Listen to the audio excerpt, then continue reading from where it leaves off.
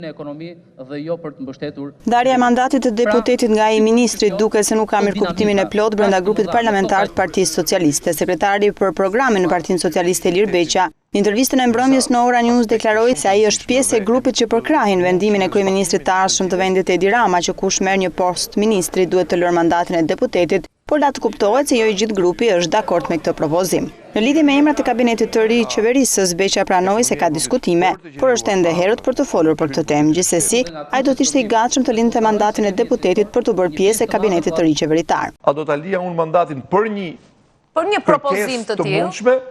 Mendoj se përsëri është shpejt, për sa kohë nuk ka një ftesë nga kryeministri për të bërë pjesë e kabinetit, është një gjë do të diskutohet konkretisht kur të vi momenti. Në parim, unë janë pjesë e grupit parlamentar i cili është bashkuar me këtë vendim apo ide apo qasje që do të ketë kryeministri në formimin e kabinetit të tij. Pjesë e grupit parlamentar që është bashkuar me këtë ide, ka të tjerë që nuk janë bashkuar me këtë ide brenda grupit? Po, mund t'i pyesni vetë.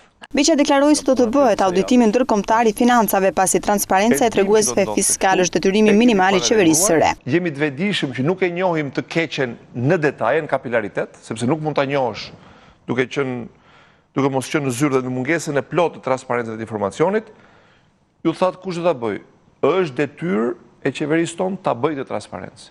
Në bërjen e transparencës jemi angazhuar të shfrytëzojmë edhe kompani të specializuara.